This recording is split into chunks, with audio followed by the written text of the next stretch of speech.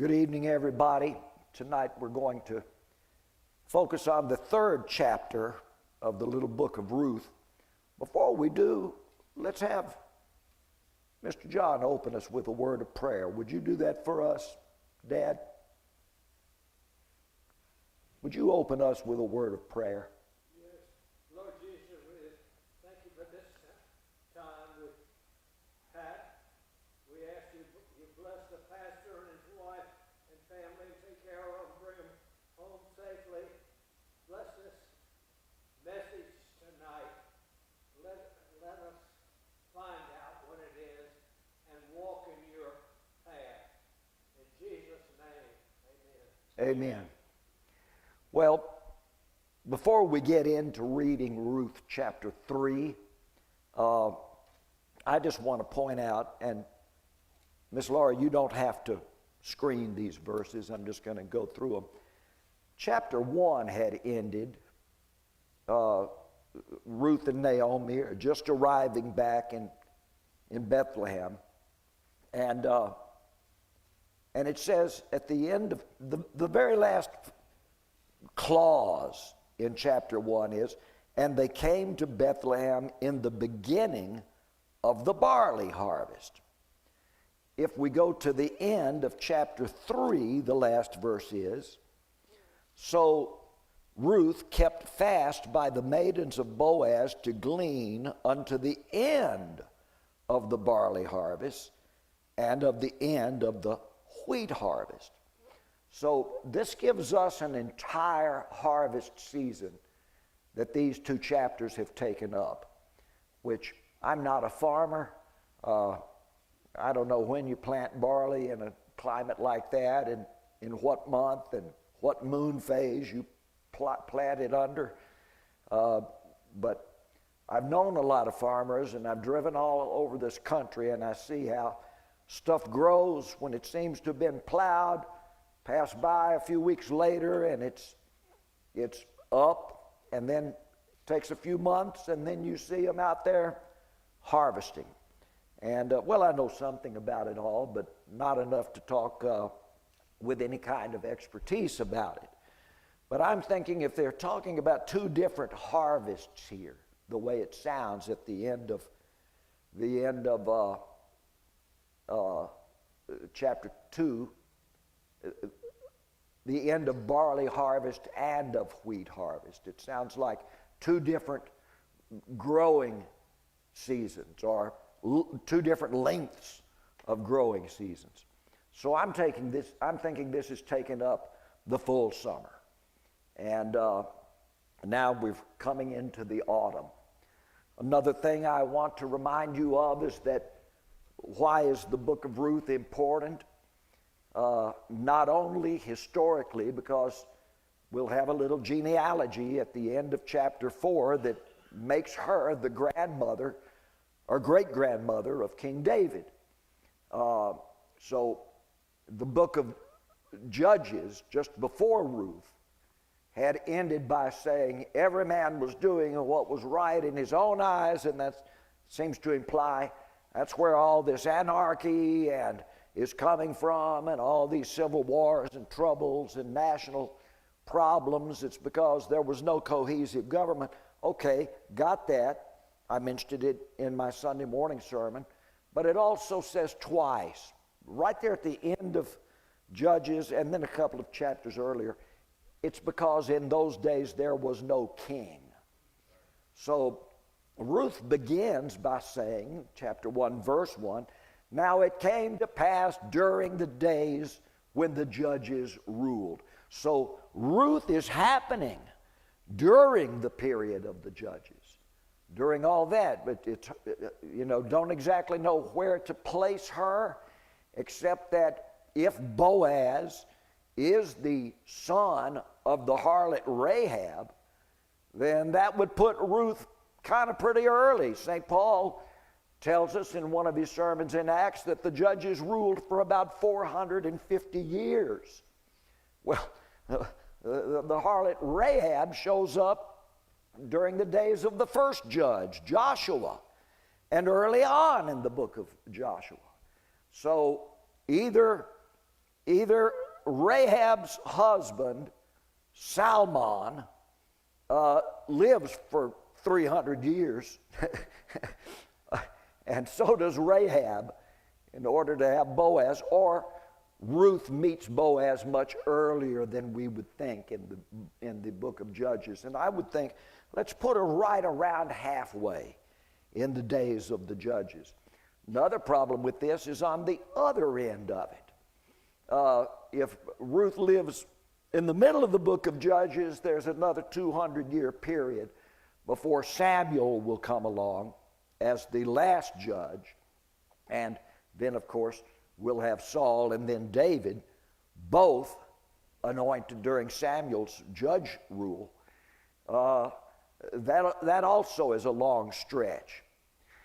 I don't know what St. Paul meant when he said the judges ruled for the space of 450 years.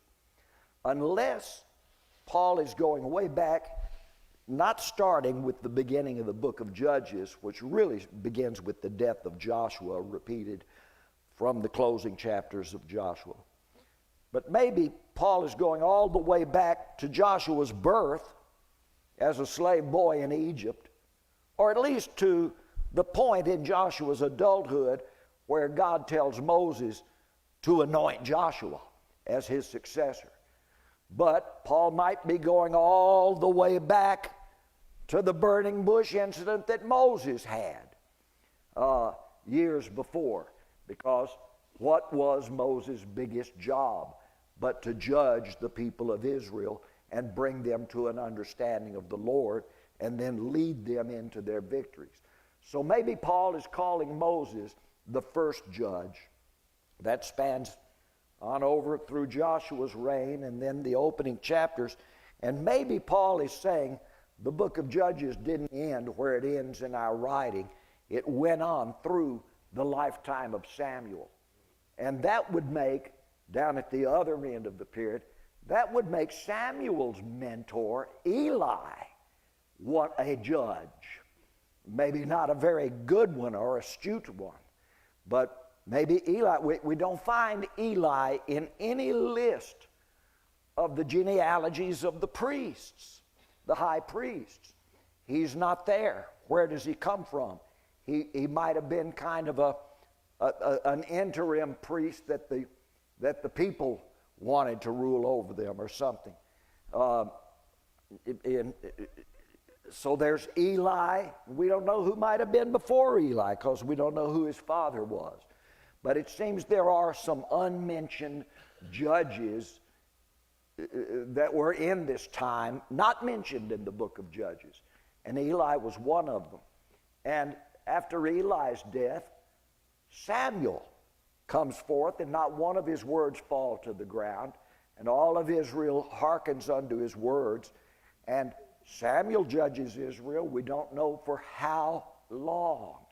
We don't know what age Samuel was when he anoints Saul and then anoints David some years later. And then Samuel finally dies. So is Paul, when he says 400 years of judge rule, is Paul talking about Moses at the burning bush being called of God? Or is he talking about way back when Moses was still a prince of Egypt at the age of 40, and it came to him one day to refuse to be further called the son of Pharaoh's daughter, and it comes into his heart to go and be among his own people, the children of Israel. If it goes back that far and then extends all the way to the death of Samuel, we might get Paul's 450 years of judge rule in there. The big problem still exists connecting Ruth's husband Boaz as the son of Salmon and Rahab, the former harlot of Egypt. That seems pretty close. And then they have this son Boaz. Boaz has a son, and then that son has a son, and that son Jesse is David's father. That's hard to stretch out into 450 years. even if we cut off Moses' life and begin the judgeship with Joshua, and well, it has to extend to the birth of David to have Ruth's story in there. So I'm just telling you some of the historical problems. But it's not just the history that we're looking at. There's something else that makes the little book of Ruth so important, and that's the poetry of it. What I love to call poetry. It's looking at analogies, symbolisms, similes, and Boaz emerges as kind of the Lord figure. He's the son of Rahab the harlot, for heaven's sakes. I mean, if we're going to accept that. But he now stands as a Christ figure, and Ruth stands as the bride figure. And so Ruth is the bride, and she and Boaz are going to bring forth a kingdom. What's interesting, if we take her as the figure of Christ's bride and take Boaz as Christ, both Ruth and Boaz are of mixed blood. He's half Egyptian or Canaanite or something by his mother Rahab, and Ruth is certainly half, well, she may be all Gentile, being a Moabitess. And so there's a nice hint here that if he represents Christ and she represents the bride, then Christ's bride is ultimately not going to be made up of the pure blood Jews that Ezra and Nehemiah would later insist upon, but mixed from all peoples of the world. And I really love that idea about the bride of Christ. We also see, we've seen in chapter 1, Ruth's beautiful dedication to Naomi. I really don't know what the kingdom of Israel is. I don't know what being an Israelite is, but all I know about them is you and your son that I was married to for a while. And we don't think Ruth was married to Naomi's son for very long before he died and made a widow of her because they had no children. And so it might have been a very short marriage. And Ruth seems to say to old Naomi, the widow woman, now I'm a widow also, and I'm going to sympathize with you. And whatever Naomi had taught Ruth about her ways and her belief in God, Ruth had bought into it. And she said, I don't know what your people are going to be like, but if they're anything like you are, then I'm going with you. And it seems that she's making this point of decision. She's saying farewell forever to the culture she came out of. And I'm going to embrace a new culture that's almost unknown to me except for the testimony I've heard. Ruth has never been in Israel. And she forsakes all. Even though Naomi tells her 3 times, don't forsake your people. You go back to your people. You stay with your people. As though she's testing her. And Ruth says, no, I've made my decision. And so there's a picture that who is going to be the bride of Christ? Those that make the decision to forsake all. In chapter 2, we have Ruth finding out what her privileges are. First, she learns that she has a privilege as a widow of an Israelite man. She has a privilege to go and glean the corners of these fields of wealthy men. All she has to do is apply and stand in line to be assigned to a particular field. And she can keep everything that she's able to get. And then she finds she's got another privilege that no one told her about. When she meets the Lord of the harvest, Boaz, he tells his men, I think, this girl reminds me of my mother, also a foreigner, a Gentile. And I don't want anybody restricting her or prohibiting her.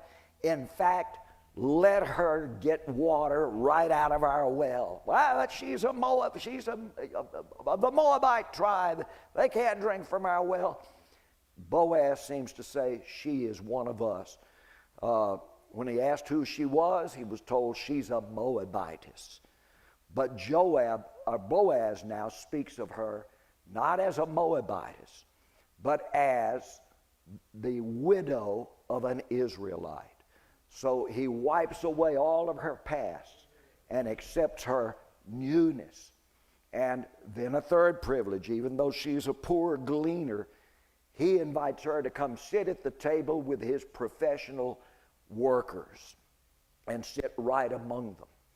And then another privilege, when she gets home and tells Naomi, look at all the grain I was able to glean today. About a basket full, a bushel full. And, that'll make some bread for a week or so and for those two ladies to live on.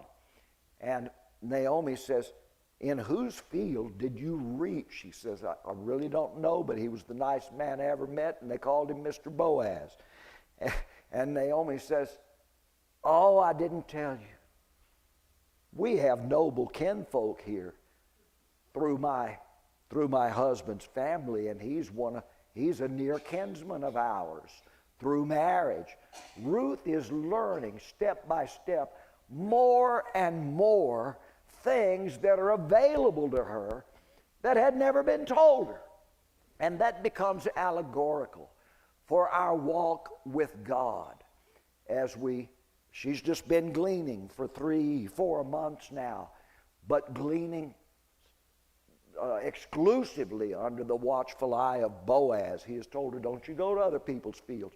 You stay here with the maidens that work for me. Consider yourself one of those maidens.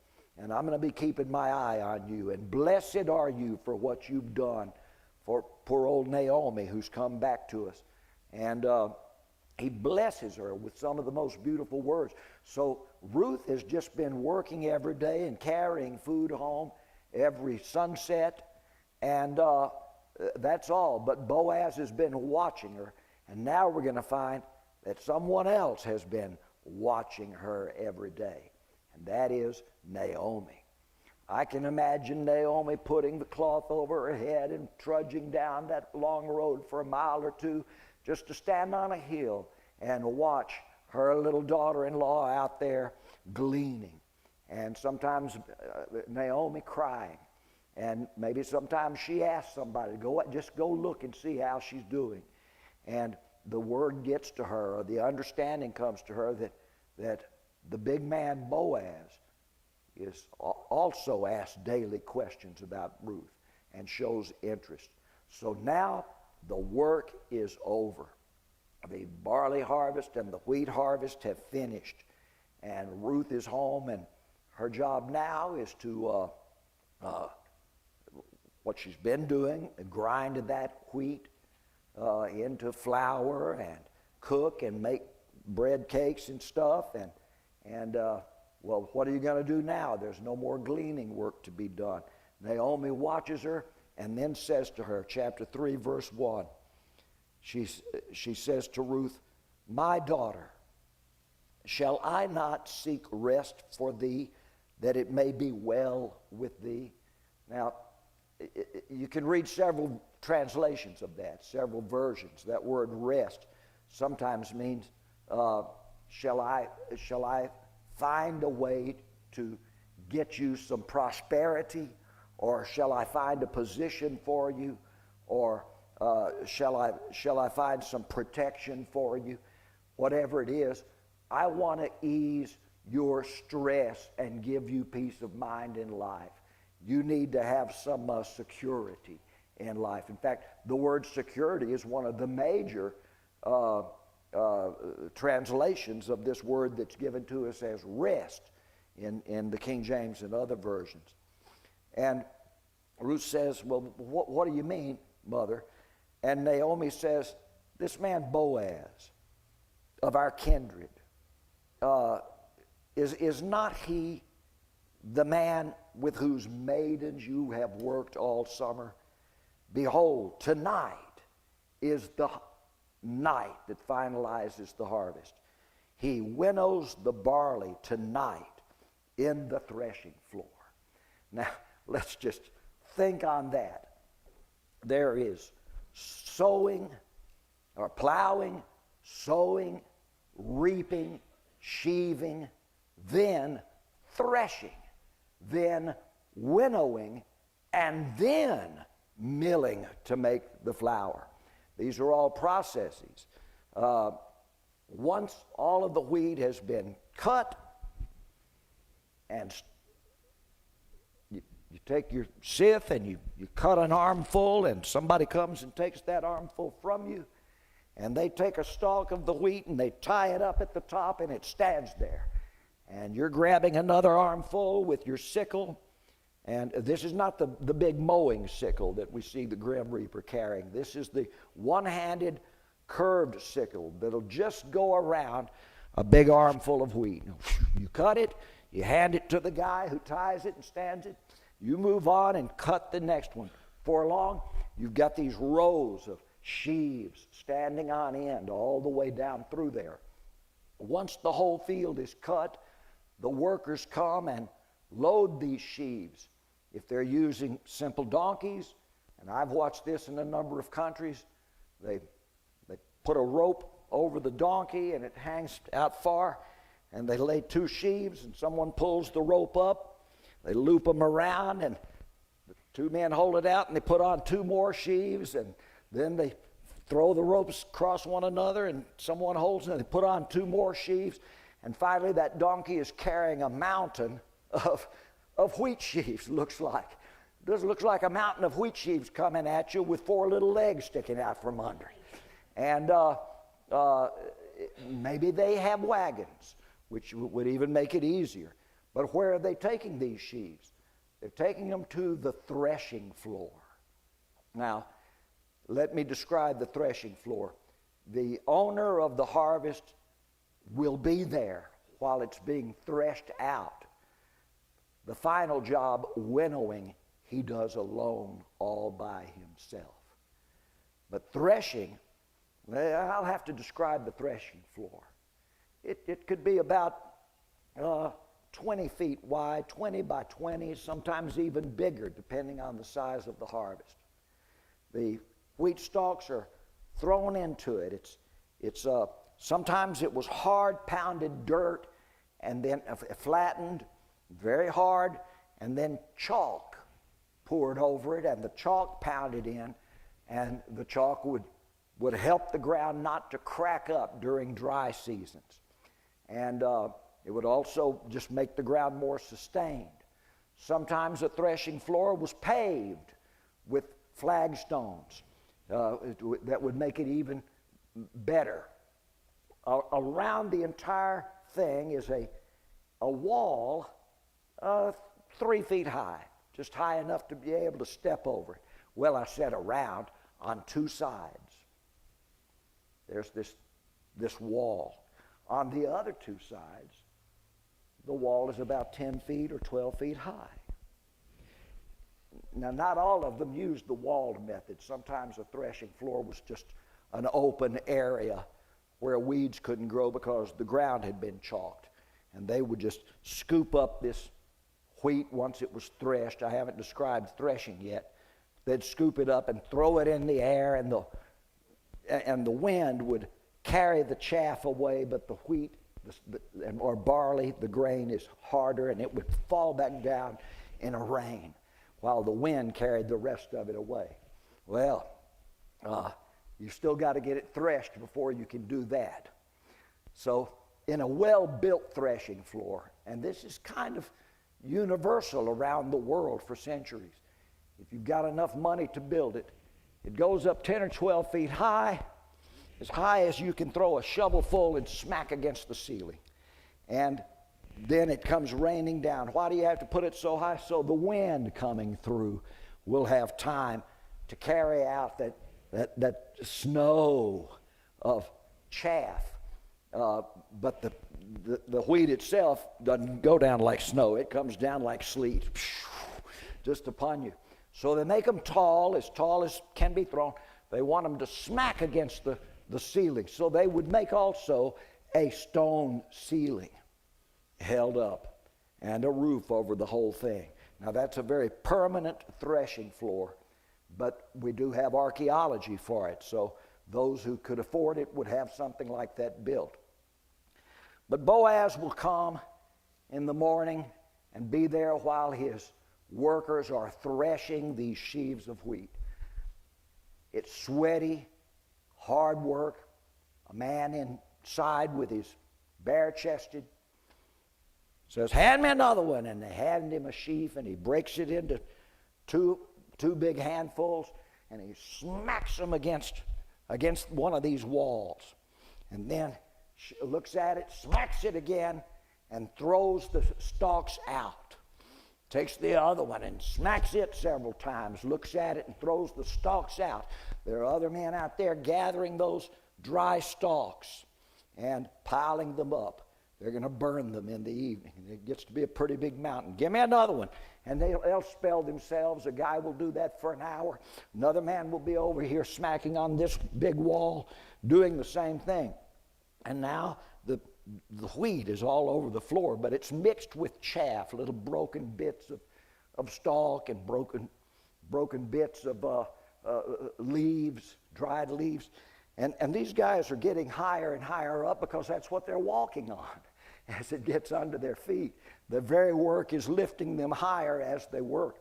Finally, it's almost up to the 3-foot level. If they keep doing it, it's going to be overflowing the little wall.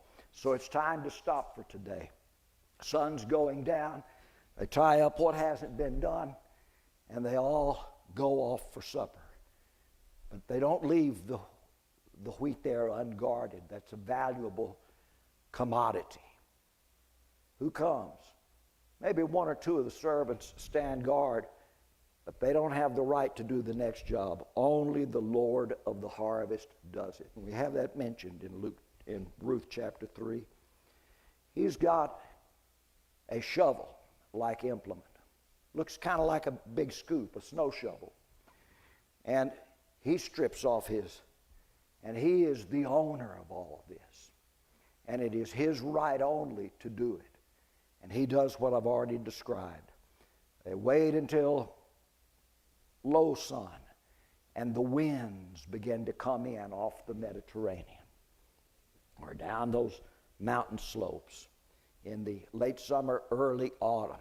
These are the precursors to the Mediterranean winds that will become very violent by October, as we read about in St. Paul's Mediterranean journeys when they meet the great storms out there, and they're shipwrecked from those storms. And also Solomon's writings about, I think Solomon probably wrote Psalm 107, "They who go down to the sea in ships," and then he describes a storm scene.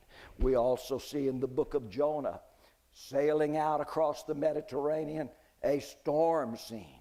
In fact, every description we have of ship navigation in the Mediterranean in the Bible, there's a storm scene. And so the idea is, don't get in a ship that time of year on the Mediterranean.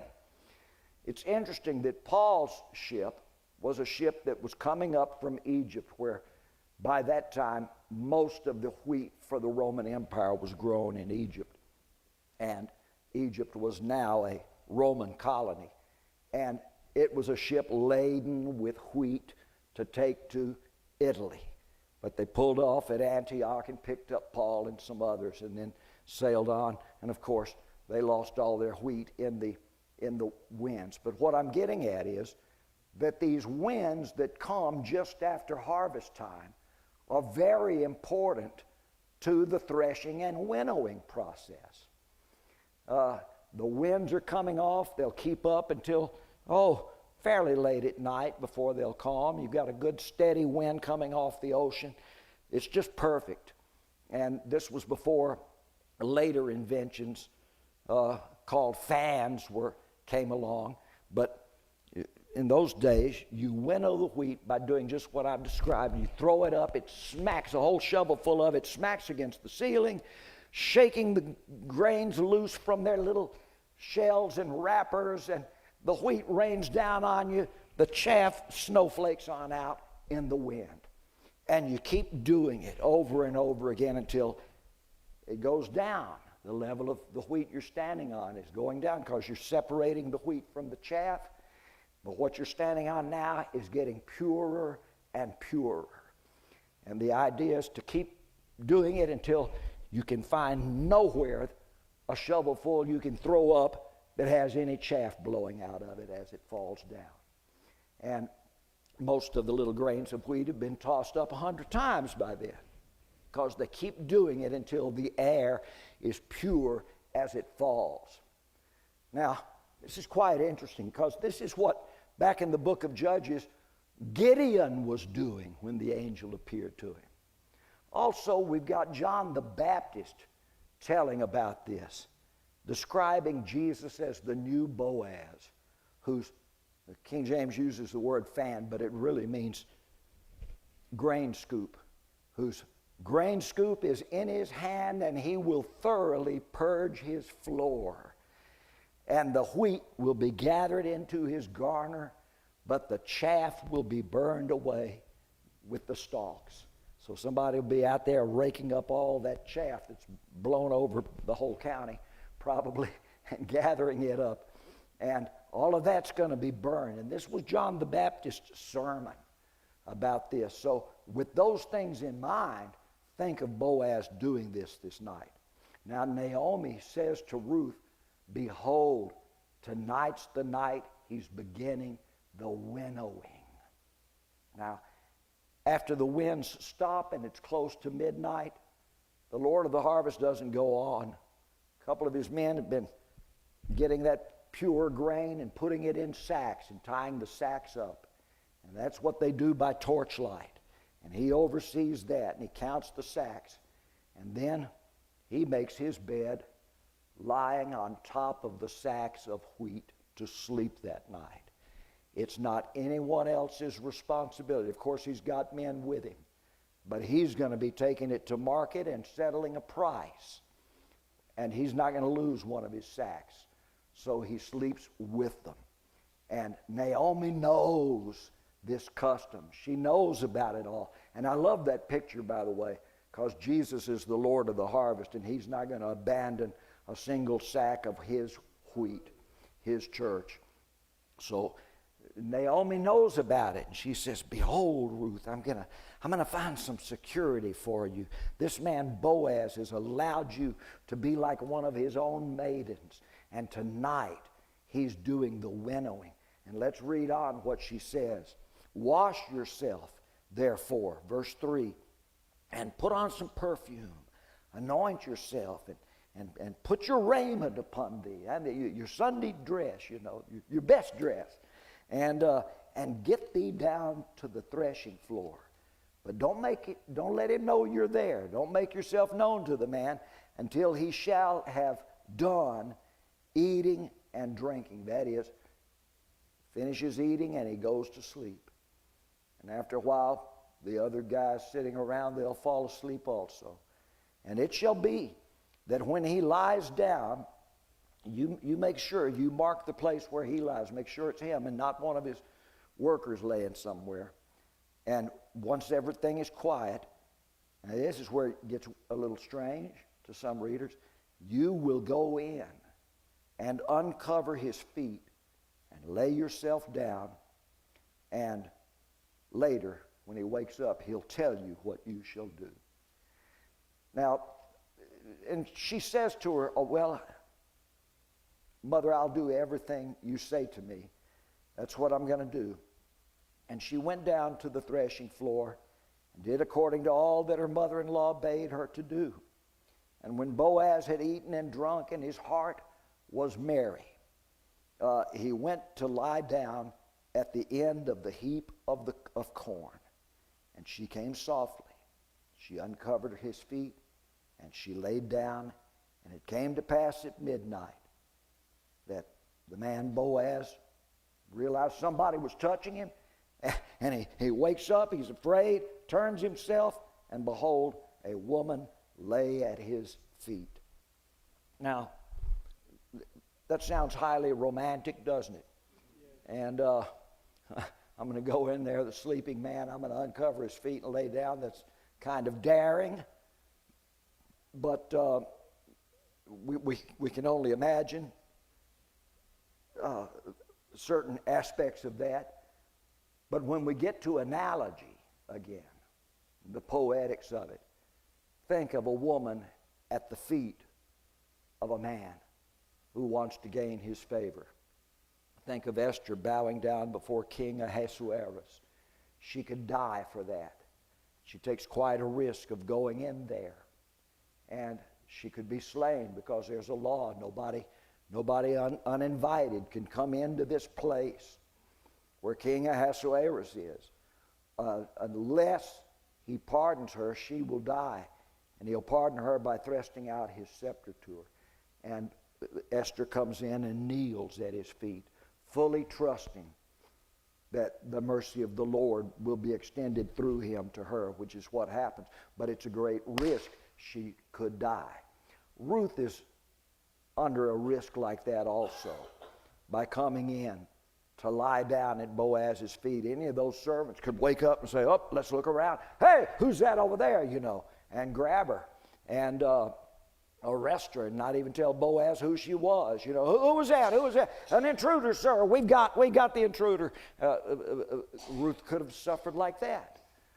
Think of the risk that the young woman takes to go into the house of Simon the Pharisee and kneel down at the feet of his guest Jesus.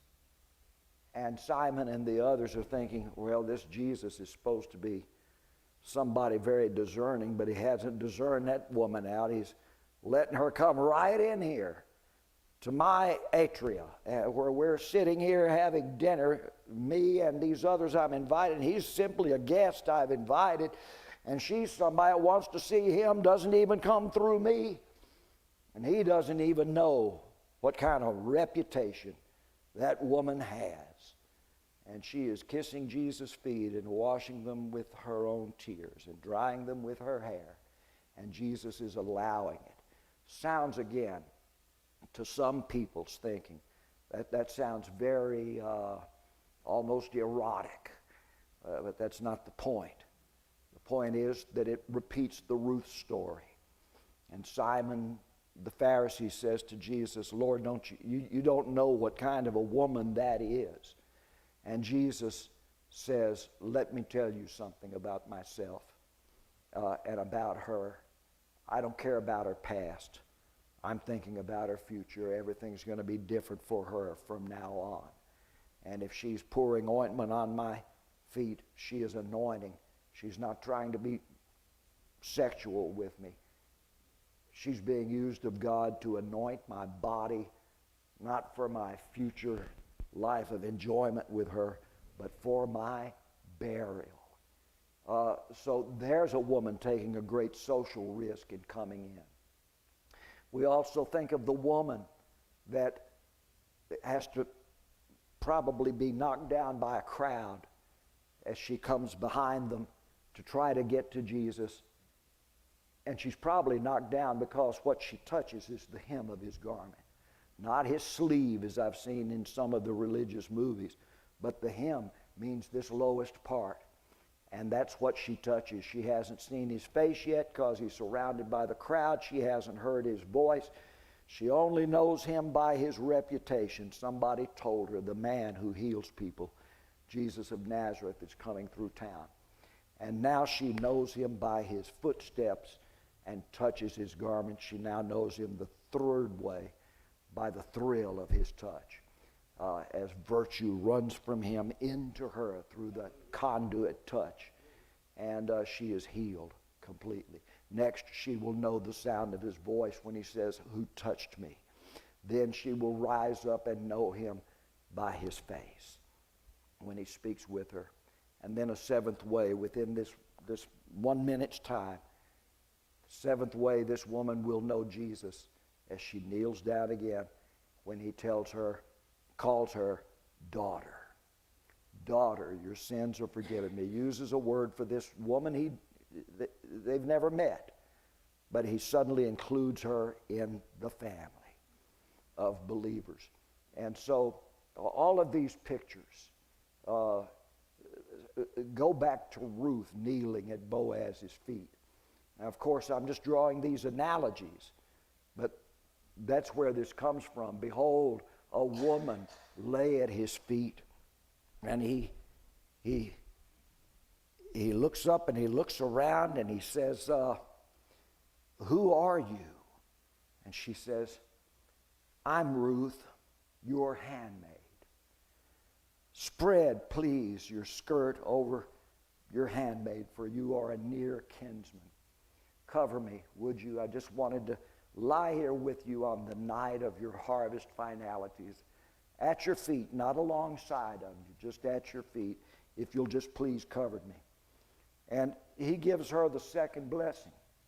He says, blessed be thou of the Lord, my daughter, for you have shown more kindness in the latter end than at the beginning, insomuch as you didn't follow any of the young men, whether poor or rich.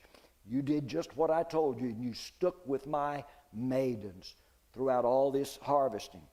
And now, my daughter, fear not. I will do to you all that you desire. For all the city of my people know by now that you are a virtuous woman. Well, his saying that right there removes any suspicion that there was anything physically, what's the word I'm looking for, close, that they were trying for with each other. And he says, now, it's all about me being your kinsman. You've said so, now I say so. There's going to be no shenanigans between us. You lie here, and I'll speak up for you if anybody wants to make an accusation. You have said that I'm your kinsman, and now I'll call you that. I'm your kinsman, and you're now my kinsman. Howbeit, there is another kinsman nearer than I. Now, we're going to meet this other kinsman to some degree, and it won't be until we get into chapter 4 next Wednesday night where we'll draw an analogy about these two kinsmen, Boaz and the other one. But there's another kinsman. If he wants to make the claim for you, he's got first dibs on it. That's the way it's going to work. And I'll have to talk with him. Tarry this night. It shall be in the morning, that if he will perform unto you the part of a kinsman, well, let him do the kinsman's part, if he's interested. But if he will not do the part of a kinsman for you, then I am next in line for next of kin to do the kinsman's part. As the Lord liveth, I will do it in that case. Lie down, girl, until the morning. So she lay back down at his feet until morning. And she rose up before anyone else had gotten up and could recognize one another. So nobody saw her but him. And we have to imagine that she crept in while a lot of snoring was going on, and then got out before they were up. And he said, let it not be known that a woman came into the threshing floor. Who did he say that to? He said it to her. This is our secret. People are going to talk. They're going to get the wrong idea. They're going to say the wrong thing. So don't let it be known. Also, he said, still talking to her, bring the veil you have on you and hold it.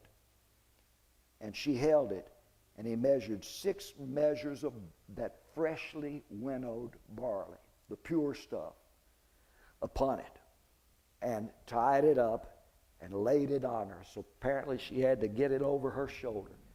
He said, you're going to have the first fruits of this harvest. You'll be the first person getting any of it. You take this to Naomi. And when she came to her mother-in-law, she said, who are you, my daughter? What she means is, are you a married woman now? Or have you been driven away? Have you been criminalized? Are they angry? Is somebody wanting to send you back to Moab? Tell me who you are, And she told her all that the man had done. And she said, these 6 measures of barley he gave to me, for he said, I don't want you to go empty back to your mother-in-law. And then Naomi says to Ruth, sit still, my daughter, until you know how the matter will fall.